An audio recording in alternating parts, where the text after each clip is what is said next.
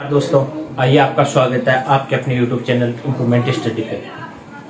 तो हमने साइंस में जो अपने सेंस ऑर्गन थे यानी ज्ञानेंद्रिय थे, उसमें अपने पहला ज्ञानेंद्रिय स्टार्ट की थी अपने आँख के अपने 3 पार्ट बनाए थे और उसमें कुछ टॉपिक रह गए थे। मैंने सोचा एक अलग पार्ट बनाएंगे, लेकिन जब फिजिक्स पढ़ेंगे अपन प्रकाश तो उसमें एक बार और उसको आँख को अपन डिफेंड कर लेंगे। लेकिन यहाँ पे जो 2 चीजें हैं कि एक तो होती है सबसे बड़ी आँख, क्या होती है सबसे बड़ी आंख, परंतु ये बड़ी आकार में ना होकर शरीर के आयतन के हिसाब से होती है। वो किस में बड़ी होती है? हिरण में। किसमें? हिरण में। यानी जो हिरण का शरीर है उसकी आयतन या उसकी अपेक्षा अगर उसकी आंख देखे अपन और जीवों की तो इसकी बड़ी होती है। लेकिन सबसे छोटी देख ले अपन तो छोटी किसकी होती है? हाथी की। हाथी का शरीर कितना बड़ा होता है लेकिन उसकी आंख देखे तो शरीर के आयतन के हिसाब से उसकी आंख छोटी होती है। और एक चीज और देख लो कि जो चींटी होती है अपने, क्या होती है? चींटी, इसकी आंख बाहर की तरफ निकली हुई होती है और ये 360 डिग्री तक देख सकती है। 360 डिग्री यानी चारों तरफ देख सकती है। और जो मनुष्य है अपनी आंख लगभग 180 डिग्री तक देख पाते हैं अपन। जैसे एक आंख को बंद कर ले तो ये 180 डिग्री ना होकर थोड़ा कम हो जाता है, लेकिन दोनों सामान्य आंख से देखे तो अपन अपने यहां तक का देख पा रहे हैं। थोड़ा सा पीछे की तरफ देखते हैं तो लगभग अपन ने 180 माना है इसे। अब अपन स्टार्ट करते हैं जीभ, जो सेंस ऑर्गन का दूसरा पार्ट स्टार्ट कर रहे हैं अपन। जीभ, जिसे इंग्लिश में बोले तो टंग बोलते हैं।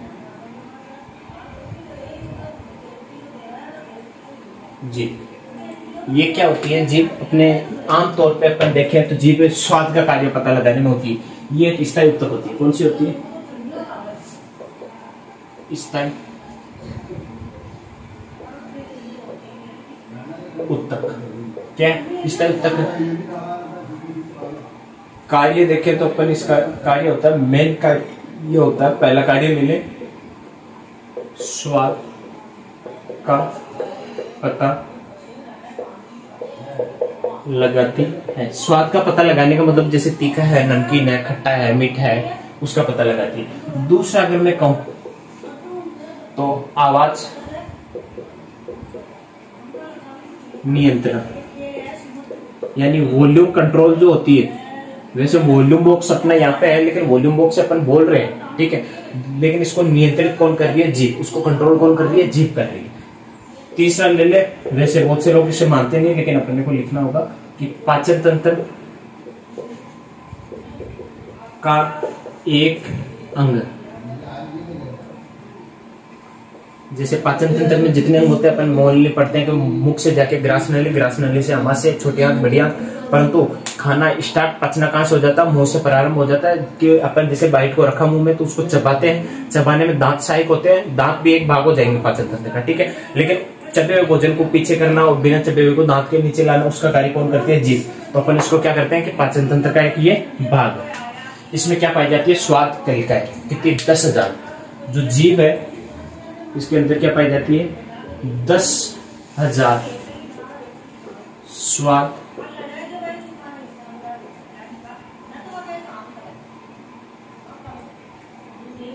कणिकाएं पाई जाती है। कितने? 10,000। जो आगे से पीछे की ओर जाने पर इनका या इनके आकार में वृद्धि होती है। जिसे मान लो कि ये अपनी जीभ है, क्या है? जीभ है। तो इसमें क्या लिखे मैंने? 10,000 स्वाद कलिकाएं पाई जाती है। ये क्या करती है? यहाँ से स्टार्ट होती है। तो ये क्या होती है कि आगे से तो छोटी चलती है, लेकिन पीछे जाते जाते बड़ी होने लग जाती है। जैसे ये मैंने यहाँ पे दर्शाया है आपके सामने। यहाँ पे छोटे, फिर पीछे जाके थोड़ी सी बड़ी हो जाएगी। यानी आगे से पीछे की तरफ जाने पे क्या होगी? इनके आकार में वृद्धि हो रही है, ठीक है। इसके बाद लेते हैं और एक चीज और है कि ये स्वाद कलिकाएं,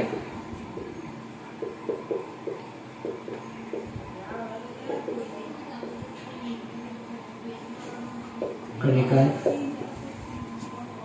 गरम खाने या चाय, जैसे गर्म चाय पीते हैं, चाय पीने से जल जाते हैं और ऊपर उठ जाते हैं। जैसे आपने गर्म चाय पी है, गर्म भोजन किया, अपन कहते हैं ना मुंह जल गया, जीभ जल गई, तो आप देखा करो जलने के बाद थोड़ी सी देर बाद आप ये जो स्वाद कलिकाएं थोड़ी सी ऊपर उठे दिखाई देती है, जैसे मोटी मोटी दिखाई देती है और ये जल जाती है। इसमें भी अब अपन देखें, इसको तो स्क्रीनशॉट मार लो, इसका हटा रहा हूँ, है ना, कि जो स्वाद कलिकाएं है, अपने को स्वाद का पता चल रहा है, कैसे चल रहा है। स्वाद कलिकाएं है वो 4 भागों में बटी होती है। कितने भागों में? 4 भागों में।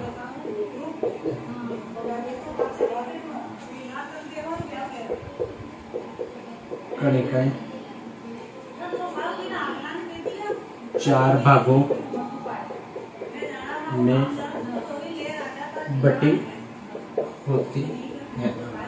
4 भागों में बांटा जाता है। जैसे जो टेस्ट बर्ड्स होते हैं उन्हें 4 भागों में बांटा जाता है। जैसे ये अपनी मेनली जीभ है, ठीक है, तो इसमें 4 भाग बांटे। तो पहला तो ये बांट देंगे अपन, अगर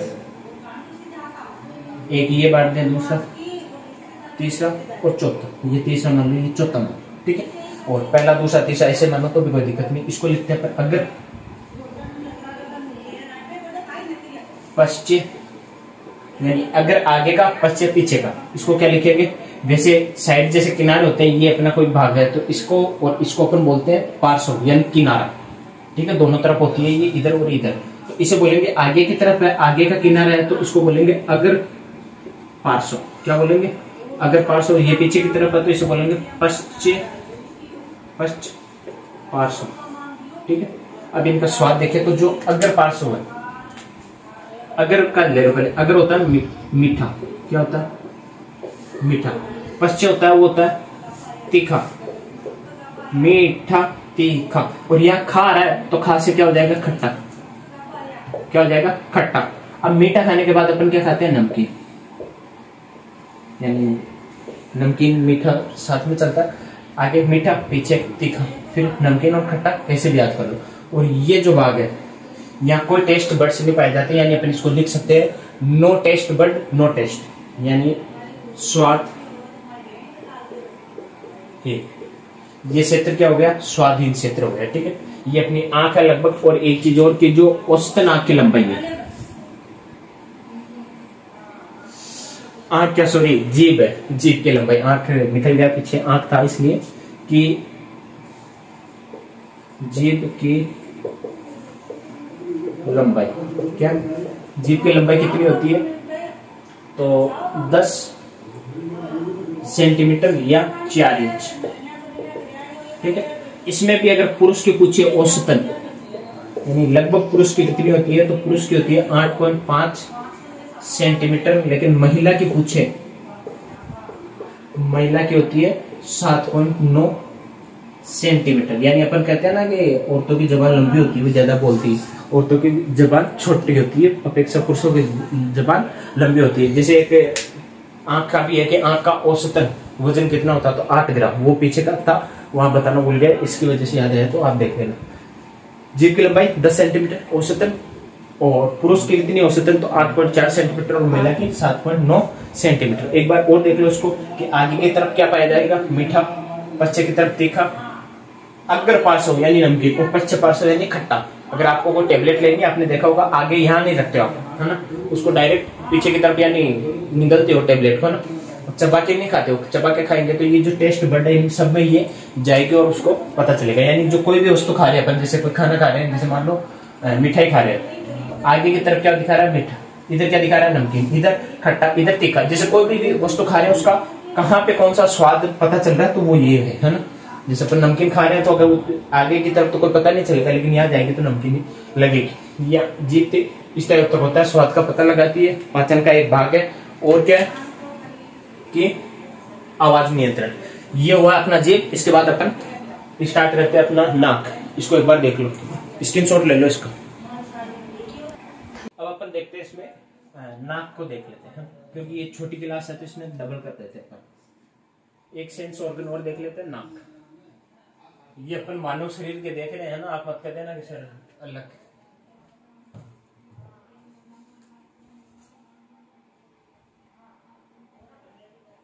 नाक, NOS, नोज।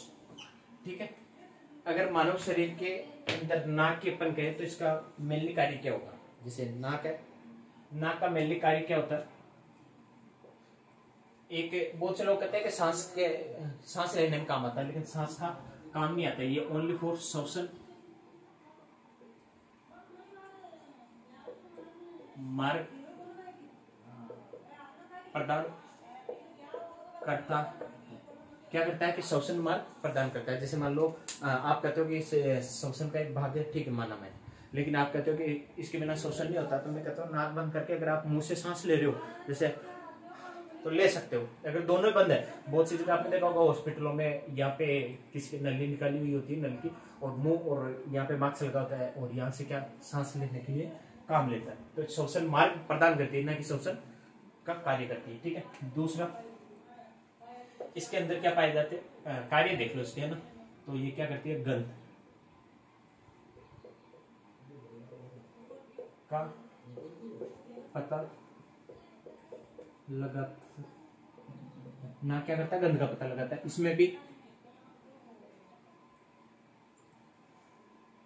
सुगंध और दुर्गंध दोनों का पता लगाता है। तीसरा इसमें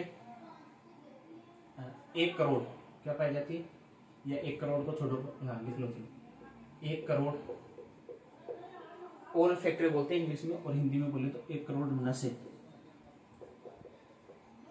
पाई जाती है। जैसे अपने नाक का ये वाला भाग है, यहाँ पे लगभग 1 करोड़ नसें पाई जाती है, जो क्या करती है, सुगंध या पाई जाती है, जो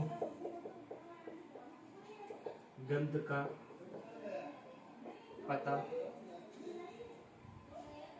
लगाने में सहायक होती है।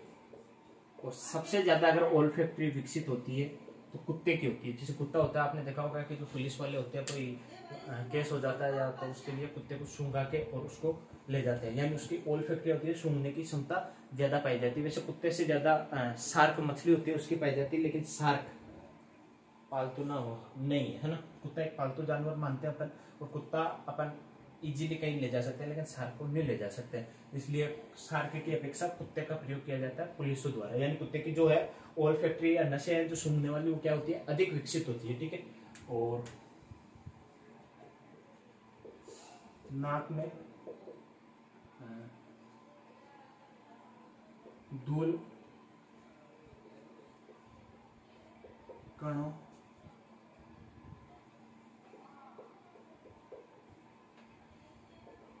अंदर जाने से बचाने के लिए बाल होते हैं। यानी इसको शॉर्ट में लिखो तो बाल नाक में पाए जाते हैं, वो क्या कार्य करते हैं, धूल कणों या मिट्टी के कणों को अंदर जाने से बचाते हैं। मैंने लिखा नाक में धूल कणों को अंदर जाने से बचाने के लिए क्या बाल कार्य करते हैं, और जो कुछ धूल कण होते हैं छोटे छोटे, इससे भी बारीक, जो बाल रोक नहीं पाते वो अंदर चले जाते हैं, तो उसका कार्य कौन करता है, म्यूकस। म्यूकस जो बाल है उसके पास में, यहाँ पे म्यूकस पाए जाते हैं, चिपचिपा पदार्थ म्यूकस बालों से अंदर गए धूल के कणों को चिपका लेता है। क्या करता है कि जो धूल के कण है उसे चिपका लेता है। जैसे नाक है, क्या कार्य कर रहा है, श्वसन मार्ग प्रदान कर रहा है, ठीक है। सुगंध यानी सूंघने का कार्य कर रहा है, जैसे सुगंध भी हो गई और दुर्गंध, दोनों का कार्य करेगा। ये नहीं कि आपको खुशबू का पता चले, दुर्गंध का पता नहीं चले। 1 करोड़ यहाँ क्या पाई जाती है, ओल्फैक्टरी पाई जाती है, यानी नसें से पाई जाती है, जो अपने को सूंघने का कार्य करती है। सबसे ज्यादा विकसित कुत्ते की होती है, और नाक में धूल के कणों के अंदर जाने के लिए बाल पाए जाते हैं, और बालों से भी अगर कोई धूल के कण बारीक है वो अंदर चले गए तो अपने क्या म्यूकस है उस पर जाके चिपक जाते हैं। ये अपना नाक कंप्लीट है। तो अपन ने अभी तक 3 कर लिए, जीभ कर ली।